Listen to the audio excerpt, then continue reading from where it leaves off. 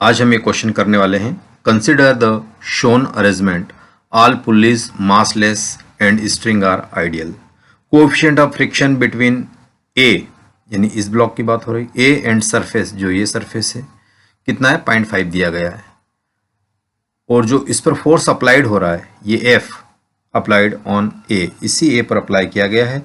So that block C, इसकी बात कर रहा है, C does not move, then the value of F is given mass of each. A, B और C block का जो मास है सभी का सेम है और 1 kg के इक्वल है।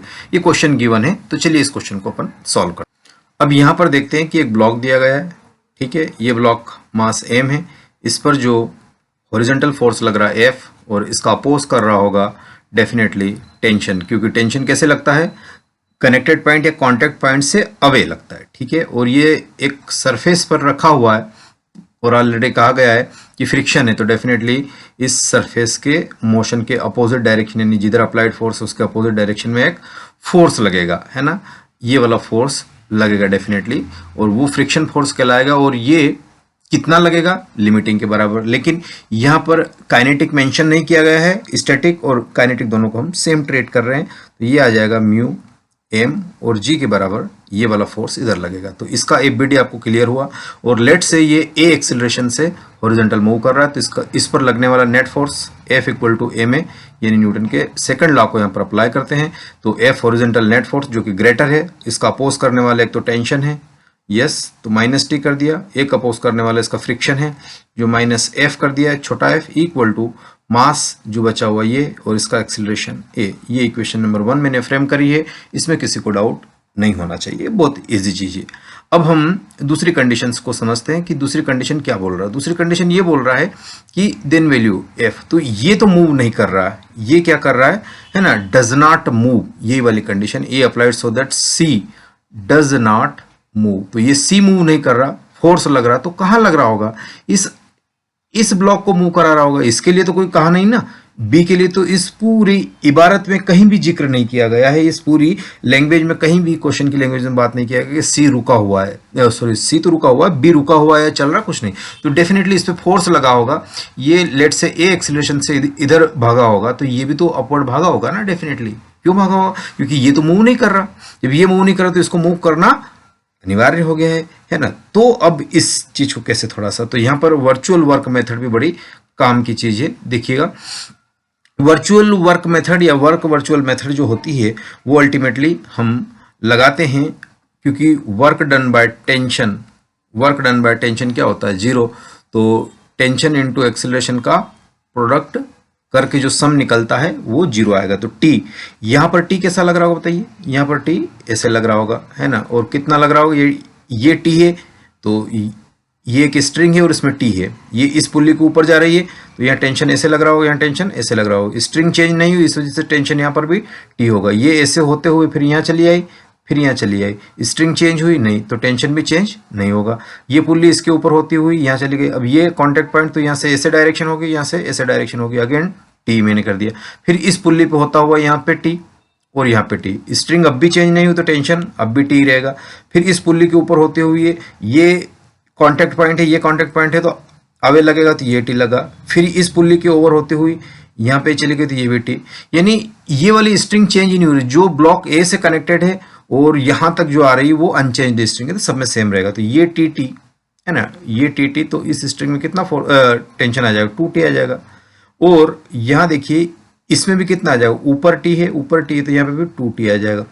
यानी इस ब्लॉक पर ऊपर 2T 4T लग रहा होगा। और यहाँ पर देखिए आप, यहाँ पर कितना आएगा, इधर टी इधर टी, तो यहाँ पे बन जाएगा आपके पास नथिंग बट 2T बन जाएगा, है ना। तो ये मैंने टेंशन को असाइन किया है, ठीक है। अब हम एफबीडी लिखने की कोशिश करते हैं इसकी, तो ये आया। अब वर्चुअल वर्क मेथड से देखिए आप, ये टेंशन इस साइड लग रहा है, yes sir, tension left word लग रहा है और एक्सीलरेशन राइट वर्ड है, तो फोर्स और एक्सीलरेशन में एंगल है पाई का, तो माइनस आ जाएगा। तो यानी टी इंटू ब्लॉक ऑफ ए का एक्सीलरेशन मैंने लिख दिया, और प्लस करके मैं लिखने वाला हूं दूसरी कहानी। अब यहाँ पे देखिए, यहाँ पे बड़ी ध्यान देने वाली बात है कि ये ब्लॉक ऊपर कितना टेंशन लग रहा है इस पे, सर 2T 4T लग रहा है, और एक्सिलरेट भी किधर ही हो रहा है, अपवर्ड ही हो रहा है, तो एक्सिलरेशन भी इसका किधर है, अपवर्ड ही है ना। या चाहो तो इसको बी नाम दे दो, है ना। तो यहाँ लिखूंगा मैं दोनों same direction 40 into B equal to work done क्या होना चाहिए 0, क्योंकि यहाँ इसका तो एक्सिलेशन कुछ है ही नहीं, यही कहा ना कि सी डज नॉट मूव, तो इसको तो 2t इंटू सी एक्सिलेशन लिखते हैं, लेकिन कुछ है ही नहीं तो 0 लिख दिया मैं। तो यहाँ से ए और बी का क्या रिलेशन आ गया, तो ए इज इक्वल टू आपके पास आ गया 4b, है ना। और ए को अगर मैं ए कंसिडर करता हूँ तो ए का एक्सिलेशन ए आता है, तो बी का एक्सिलेशन मेरे पास आ जाएगा a/4।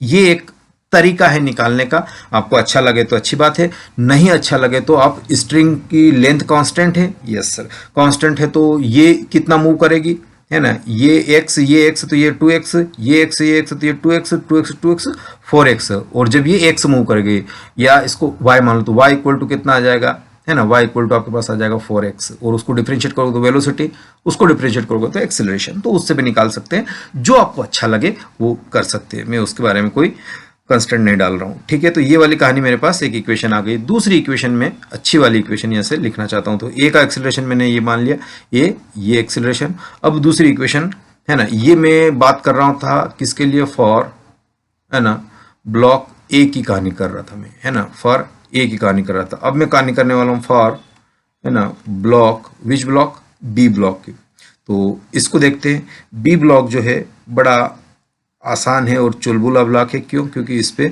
दो टेंशन ऊपर की तरफ लग रहे हैं जी, कितना, ये 2t और ये भी 2t, यस, और इसका एक वेट लग रहा होगा नीचे की तरफ, नथिंग बट mg। तो again F equal to ma को हम याद करते हैं न्यूटन सर को और बोलते हैं कि F is equal to ma, तो F कौन सा, नेट, तो ऊपर कितना लग रहा, 2t और 2t, तो ये आ गया 4t, नीचे उसका अपोज कौन कर रहा, वेट कर रहा, तो -mg, यस, इक्वल टू, अब जा भी किधर रहा है, अपवर्ड ही जा रहा है ब्लॉक, है ना, तो इसका एक्सीलरेशन b इक्वल टू क्या लिखूंगा, a/4, यहां से देखिए a/4, तो ये मैंने लिख दिया a/4। अब यहां से ये इक्वेशन नंबर थर्ड ले लीजिए, सेकंड ले लीजिए, और इक्वेशन नंबर थर्ड को फ्रेम करते हैं, बड़ी आसान इक्वेशन नंबर थर्ड। इसको देखिए, फॉर ब्लॉक सी के लिए, यहां में फॉर ब्लॉक सी की मैं बात कर रहा हूं। सी में देखिए, सी क्या कर रहा है, डज नॉट मूव, है ना, डज नॉट मूव। अगर मूव नहीं कर रहा जी, तो इस पे लगने वाला नेट फोर्स क्या होना चाहिए, 0 होना चाहिए, है ना, नेट फोर्स का 0, तो 2t माइनस, है ना, वेट लग रहा होगा नीचे की तरफ, 2t के कैसा लग रहा है ऊपर की तरफ, तो -mg, ये नेट फोर्स हो गया m इंटू जो भी इसका एक्सेलरेशन आप c ले लो, लेकिन ये तो मूव ही नहीं कर रहा, चुप है, तो ये 0 एक्सेलरेशन। तो यहाँ से t की वैल्यू आपके पास कितनी आ गई, t की वैल्यू आ गई mg/4।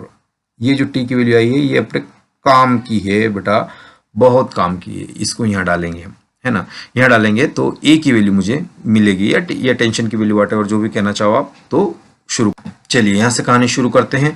तो अब मेरे पास टेंशन की वैल्यू आ गई, तो टेंशन की वैल्यू आ गई, तो यहाँ से मैं क्या लिख सकता हूँ, यहाँ से इस इक्वेशन में 4t, तो यहाँ से 2t की वैल्यू कितनी आ जाएगी बताओ, 2t की वैल्यू mg आ जाएगी, तो डालो इसमें, तो यहाँ से 2t, तो ये कितना आ जाएगा, 2 इंटू 2t माइनस m कितना आ जाएगा, mg इक्वल टू a/4, तो 2t की वैल्यू है mg, तो 2mg minus mg equal to a/4, तो 2mg में से एक mg गया तो सिंपल mg बचा, तो mg is equal to a/4, तो a की वैल्यू मेरे पास आ गई 4mg, है ना।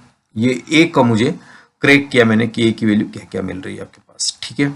अब ये a की वैल्यू मिल गई, तो इक्वेशन नंबर फर्स्ट की कहानी कर लीजिए, इक्वेशन नंबर फर्स्ट, इस इक्वेशन को देखिए, ये वाली इक्वेशन, तो f निकालना है ना, तो f अगर निकालना है आपको तो f को रहने दीजिए। चलिए, ये f माइनस टी कितना निकल के आया, t यहाँ से देखिए mg/2 आया, है ना, mg/2 लिख दूंगा इस इक्वेशन से, ये वाली इक्वेशन से 2 लिख दिया। फिर ये तो टेंशन की वैल्यू लिखी, फ्रिक्शन फोर्स कितना आएगा, लिमिटिंग मैक्सिमम, तो म्यू m और g लिख दिया मैंने, फ्रिक्शन की वैल्यू इतनी होती है, ठीक है, equal to m into a की वैल्यू ऑब्वियसली कितनी है 4mg, लेकिन अभी मैंने, ठीक है, और सभी का मासेस कितना दे रखा है, m इक्वल टू कितना दे रहा है, 1 kg दे रखा है ना, 1 kg दे रखा है, तो सब जगह m की जगह 1 1 पुट कर देता हूँ, तो f माइनस ये कितना आ जाएगा g/2, m की वैल्यू तो 1, माइनस म्यू की वैल्यू कितनी दे रखी है, 0.5 दे रखी है, म्यू की वैल्यू 0.5, तो 0.5 को कितना लिख देंगे 1/2, है ना, m again 1, g equal to ये भी 1, इसका मास भी तो 1 और ए की वैल्यू आपके पास आ रही है 4 और इसका एम अगेन 1 इंटू जी। तो ये वाली से अब इसको थोड़ा सिंप्लीफाई करते हैं अपन। तो सिंप्लीफाई करने का आसान तरीका है, कुछ नहीं, तो ये वाली वैल्यूज एफ मैंने ऐसे ही रखा माइनस जी बाई 2 और ये माइनस जी बाई 2 प्लस ये कितना आ जाएगा 4g, तो ये आ गया 4g और सिंप्लीफाई करेंगे तो ये एफ माइनस जी, तो ये माइनस जी हो गया इक्वल टू 4g। तो एफ की वैल्यू कितनी आ गई 4g प्लस 1g 5g और g की वैल्यू लेट से 10 पुट करते हैं है से, तो ये 50 न्यूटन। तो 50 न्यूटन लगाएंगे हम इस ब्लॉक नंबर ए पर, तभी जाकर ये जो कंडीशंस कही जा रही है ये अचीव कर पाएंगे। तो क्वेश्चन अच्छा था। चलिए मिलते हैं अगले वीडियो में।